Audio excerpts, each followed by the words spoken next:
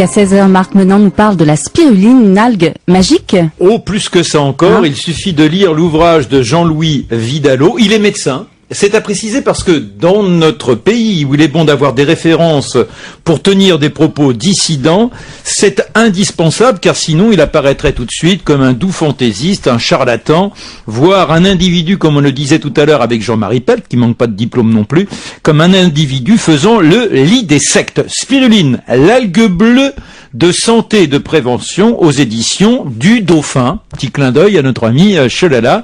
Docteur, bonjour. Bonjour. Cette spiruline, vous allez nous la présenter, mais tout de suite, il faut savoir que c'est une algue qui n'a rien de marine. Qui peut être marine, tout autant que... Ah bon? Moi, je la connaissais comme algue d'eau douce et venant en particulier des lacs d'Amérique du Sud. Des lacs africains avant d'être d'Amérique du Sud.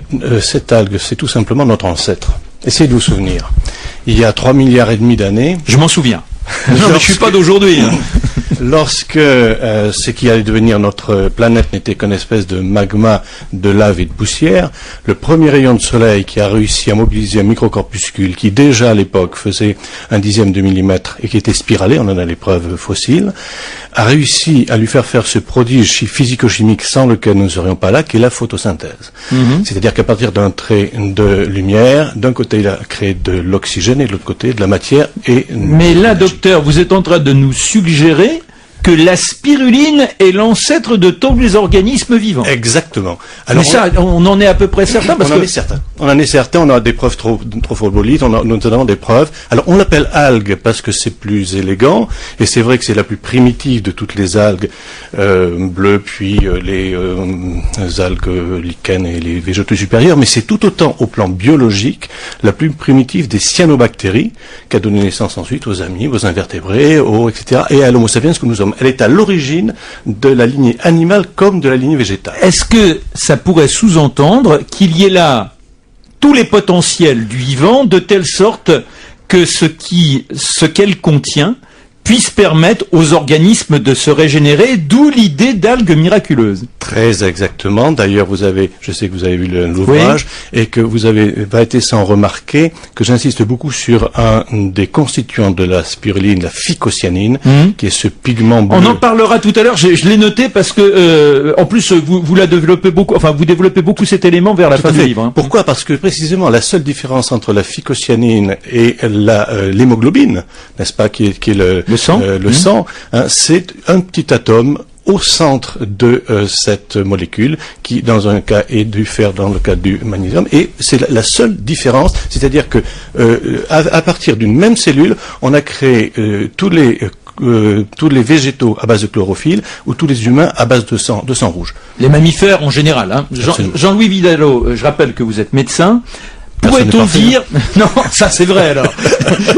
Pourrait-on dire qu'il y a, puisque elle est notre ancêtre, néanmoins un ancêtre de la spiruline? Est-ce que l'on a une spiruline qui devient de plus en plus dense, contournant de plus en plus d'éléments qui vont conduire après à ces mammifères, d'un côté, d'abord organismes plus primaires bien sûr, et puis également à aux générations de plantes? Alors c'est une des choses qui m'a effectivement passionné depuis une quinzaine d'années que je m'intéresse à la spiruline, c'est qu'effectivement, comme c'est le plus primitif des organismes, il n'a pas bougé depuis la nuit des temps. Il a exactement 100 membranes cellulaire, sans noyau, c'est le plus primitif des organismes, il n'a pas évolué.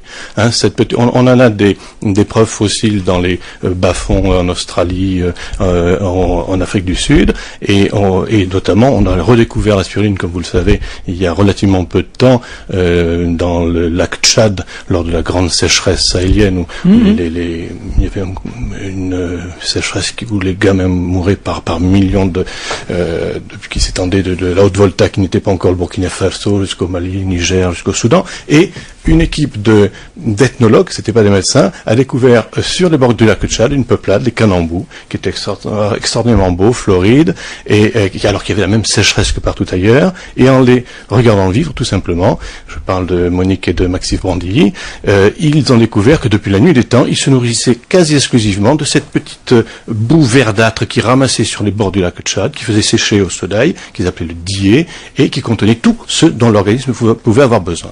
Mais quand vous dites dites, ça n'a pas bougé. Néanmoins, puisqu'on est dans l'idée d'un ancêtre, sa façon d'évoluer a été de créer tout en restant l'être initial, l'être primaire, de développer des branches qui ont conduit à tout ce que l'on voit dans le vivant. Exactement. Exactement. Alors, je vais même plus loin. Parmi les souches que j'utilise, il y a une souche Lonard. Est-ce que vous avez remarqué qu'il y a beaucoup de souches qu'on appelle Paracas, où on les trouve. Et généralement, il y a une histoire. Quand on voit au Mexique, on sait que depuis l'empereur Moctezuma, ils utilisaient la spiruline comme une espèce d'ancêtre de l'EPO. On en parlera éventuellement. Oui, bien sûr, parce que puisqu'on est avec le Tour de France, premier 4 pages hier, on se dit, si les gars y allaient de la spiruline, on va y tranquille. Non, parce que vous le développez très bien. Mais si, je vous ai vu, donc je sais pas. Pour en venir à cette souche Lonard, on l'a découverte dans un lac artificiel créé par la chute d'une énorme météorite en Inde à la fin du 19e siècle. Une énorme météorite qui a fait un cratère de 3 km de diamètre et qui s'est comblé bien sûr des eaux pluviales et des eaux des sources environnantes. Jamais on avait entendu parler de spiruline jusqu'à présent. Et là est née une souche de spiruline un petit peu différente, un petit peu plus spiralée, avec 7-8 spires plutôt que 4-5, etc. Et la seule explication logique, c'est qu'elle était venue probablement avec la météorite. Ça sous-entend qu'il y a des formes de vie dans le système solaire, car ce qui est étranger au système solaire ne peut en aucun cas nous dégringoler sur la tête, qu'il y aurait, puisque nous envoyons des sondes, que ce soit sur Mars, les satellites de grandes planètes, pour tenter de découvrir s'il n'y aurait pas d'autre vie, là la preuve avant... Why not? Non, mais bon. Néanmoins, j'aimerais savoir si la spiruline, quand elle est ensemencée, utilisons ce terme, dans un lac d'Amérique du Sud, est-ce qu'elle va se développer de la même manière que dans un lac d'Afrique, et même entre un lac d'Afrique du Nord, un lac d'Afrique du Sud, parce qu'il est évident que nous sommes tous liés à notre environnement. Et en fonction de l'endroit où elle est posée, est-ce qu'elle va germer en étant densifiée dans tout ce qui la compose? Alors la seule constante, c'est que la spiruline continue à pousser comme à l'origine des temps, par photosynthèse, entre 25 et 35 degrés, de manière optimale, et dans un milieu très particulier. Il lui faut un pH très basique, pH 10-12, très basique. C'est la raison pour laquelle on trouve par exemple dans le lac Texcoco, qui est une ancienne mine de potasse, une spiruline spontanée. Par contre, ces caractéristiques vont être très différentes selon le milieu nutritif qui est le sien. Voilà. Et c'est la raison pour laquelle entre la spiruline sauvage, que l'on trouve un petit peu partout sur la surface du globe, par parenthèse, partout où se trouvent les lieux de migration des flamands. Pourquoi les flamands ont cette belle couleur rose foncée? C'est parce que précisément ils se nourrissent quasiment exclusivement de spiruline et de diatomée, et qu'elles en font d'ailleurs la culture, etc. Et que partout où ils se posent, ils transportent de la spiruline, elles la cultivent en quelque sorte. Mais si on veut avoir une spiruline qui soit fortement dosée en certains principes actifs dont on commence à comprendre quel est l'intérêt. La protéine, bien sûr, toutes les spirulines ont 60-70% de protéines, voilà, les enzymes, etc. Mais par contre, voilà, certains enzymes et certains acides aminés, et certains, les acides aminés on les trouve, mais certains enzymes et certaines vitamines particulièrement, et surtout les pigments dont je parlais tout à l'heure, si on veut les avoir de bonne qualité, il faut la cultiver de manière rigoureuse, avec des intrants qui soient très spécialisés. Il y a d'ailleurs, j'ai déposé un brevet à cet égard, et il y en aura d'autres. C'est-à-dire que vous cultivez? Moi, je cultive, voilà. Monsieur est docteur, mais il cultive. J'ai coutume de dire qu'il en est de la spiruline comme des vins. Il y a différentes souches comme il y a différents cépages, et il y a différentes manières de travailler la vigne. On va voir tout ce que l'on peut obtenir comme bienfait du côté de la spiruline. Les premiers éléments informatifs en la matière, on les tient de ce qui s'est passé au Vietnam. Guerre douloureuse s'il en est. On fête cette année l'anniversaire de 68. 68 nos pavés en France, mais c'est l'année du grand bouleversement, l'assassinat de Kennedy, Bob, l'assassinat de Martin Luther King, et puis aussi ce déferlement de forces pacifistes à travers le monde pour gueuler contre la guerre du Vietnam. Et au Vietnam, où on a utilisé énormément d'armes chimiques. Et il semblerait bien que les premières vertus médicinales de la spiruline aient été éprouvées grâce au traitement donné à des gamins à base de spiruline. Voilà, le problème c'est qu'on a peu de travaux qui datent de cette époque. Par contre, à partir de ces observations dont on a eu connaissance plus par de bouche à oreille, il y a eu un deuxième élément qui est maintenant fait autorité, ce sont les irradiés de Tchernobyl. C'est un petit peu plus près. Alors là encore, vous le dites à un moment dans votre ouvrage, en conclusion de la démonstration que vous tenez, vous voyez, c'est pas uniquement de l'informette, pour utiliser un néologisme qui court sur Internet. Effectivement, on a eu des équipes médicales qui ont traité un certain nombre de personnes et on a suivi l'évolution du traitement. Et là, nous avons les observations, j'en fais référence d'ailleurs dans complètement, l'ouvrage. Oui. Et suite donc aux irradiés de Tchernobyl, des équipes de Minsk ont pris des gamins de manière randomisée, certains ayant un traitement avec quelques grammes de spiruline par jour parce qu'il n'en faut pas énormément, d'autres 100, on a fait des études, etc. Et on est arrivé à la conclusion que 82% des enfants qui étaient irradiés et qui avaient le traitement de spiruline à raison de 5 à 6 grammes par jour, pendant 30 à 40 jours, ne développaient pas de cancer de la thyroïde, alors que 100% des autres le développaient. Mais docteur Jean-Louis Vidalot, ce livre Spiruline, alors vous ne pouviez pas tout traiter, déjà vous nous expliquez comment elle peut fonctionner, on va revenir sur ses composants, et puis sur l'utilisation en tant que dopage, entre guillemets, mais qui serait un dopage noble. Restons sur cette logique. On sait aujourd'hui que nombre de familles sont encore touchées par ce fléau de radiation à Tchernobyl. Vous vous rappelez aussi qu'aujourd'hui, il y a des fuites, qu'il y a un deuxième sarcophage qui est en train d'être préparé pour étouffer les dites fuites, mais il y a des familles avec des gamins qui naissent mal formés. Ça veut dire que si on donnait à toute la population qui se trouve dans la zone de Tchernobyl de la spiruline, il n'y aurait plus ces mauvaises formations? Probablement, et à raison de 80 à 85% de... Et probablement, mais parce que, là encore, la spiruline est actuellement développée essentiellement à usage humanitaire, et ça il faudra quand même le rappeler, car c'est un des éléments où la contestation ne se fait pas, c'est-à-dire que quand on donne à des enfants malnutris 5 à 6 grammes 2 à 3 grammes en fonction du poids de spiruline, des enfants qui ont des kwashiorkor, etc., ils récupèrent en quelques semaines, là où il faut des mois et des mois avec les programmes protéinés habituels. Tandis que là, il faut avoir des éléments probants, scientifiques, randomisés, et jusqu'à présent, nous n'avons pas suffisamment de publications. Voilà, bon, nous sommes avec le docteur Jean-Louis Vidalot, Spiruline, l'algue bleue, aux éditions du Dauphin.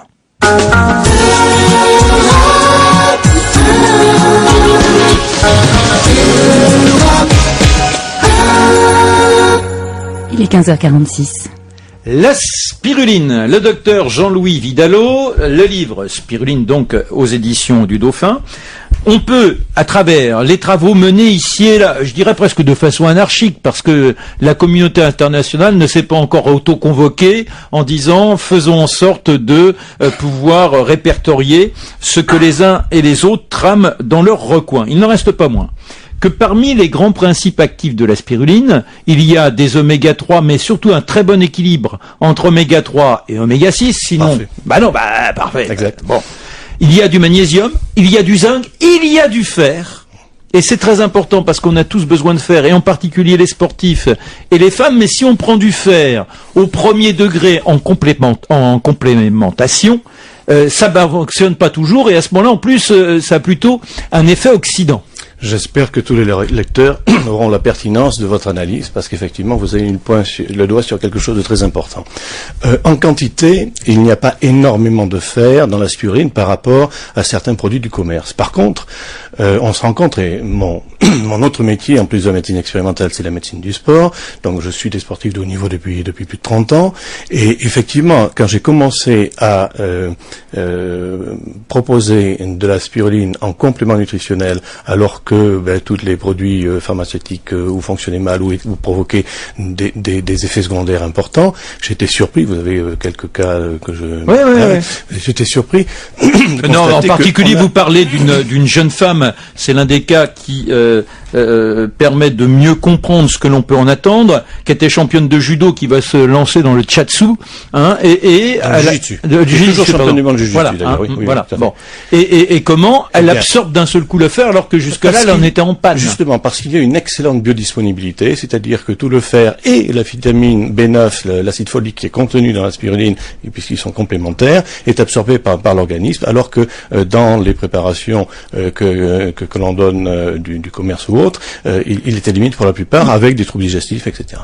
C'est là un point essentiel. On n'a pas eu le temps de l'aborder tout à l'heure avec Jean-Marie Pett, avec lequel on a ouvert l'émission et avec lequel on a évoqué tous ces mécanismes de communication entre les éléments de la nature, éléments vivants, et il insiste dans son ouvrage pour dire le mot miracle, c'est synergie. C'est-à-dire que je prends une molécule de, ça donne aucun résultat. Prends une autre molécule, ça donne aucun résultat. Et puis si je convoque mes deux en même temps, à ce moment-là, les copines comme coquines, hop, elles vont devenir actives et être extrêmement bénéficiaires.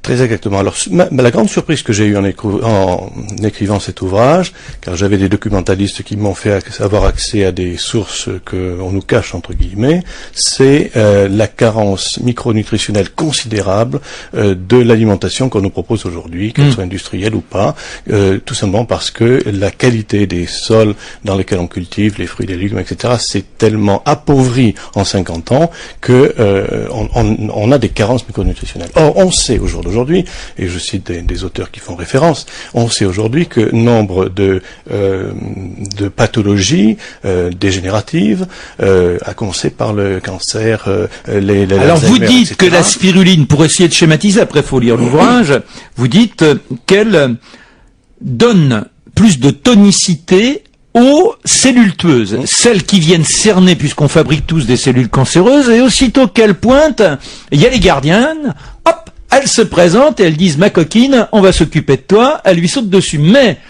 souvent, par une mauvaise nutrition, ces cellules tueuses manquent, elles ne sont pas assez fringantes, donc elles manquent de force et elles sont battues par la cellule cancéreuse. Et là, c'est le contraire grâce à la spiruline. Alors, ça n'est pas moi qui le dis, hein, et là, je fais référence aux 526 ouvrages et travaux que je mets dans l'ouvrage, car il y a des équipes chinoises, russes, américaines, indiennes, françaises, européennes également, qui ont travaillé sur ces éléments-là, notamment en matière de stimulation immunitaire, car la phycocyanine notamment, qui est ce pigment que j'évoquais tout à l'heure, a cette vertu effectivement d'être le plus puissant stimulant immunitaire que l'on connaisse, avec cette capacité de booster les NKC, les Natural Killer Cells, les fameuses cellules tueuses, et ça a été prouvé sur des mais docteur, on s'étonne, c'est pour ça là, je remets le terme docteur en bouche au bon moment pour redynamiser la conversation, parce que certains diraient, là on est quand même avec des illuminés, vous avez été formé à la fac de Paris. Aujourd'hui, dans nombre de services de cancérologie, on ignore complètement la spiruline.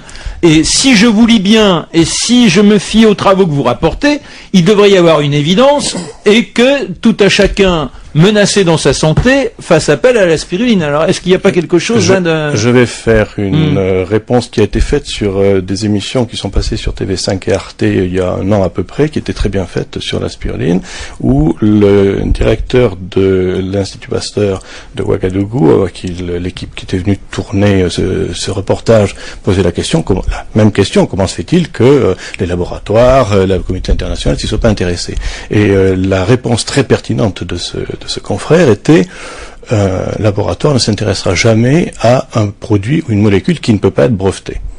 Ce qui n'est pas complètement faux. C'est-à-dire que tout le monde peut cultiver de la spiruline dans... Exactement. Je mets une petite bassine et cloc, je me fais ma... Alors, je vais vous donner donner un autre élément pour bien faire comprendre qu'elles peuvent faire également le danger. Je me trouvais il y a un mois à peu près au Sénégal pour installer justement des bassins de spiruline, et j'étais à peine arrivé sur le sol sénégalais que je reçois un coup de fil de la présidence de la République pour rencontrer Madame Wade, la femme donc du président Wade, oui. Qui est extrêmement convaincue, elle, depuis des années, de l'usage de l'aspirine, notamment pour lutter contre la malnutrition infantile. Et j'y vais donc le lendemain. Sénégal, qui paradoxalement est l'un des rares pays à laisser obligatoire le vaccin contre la fièvre jaune.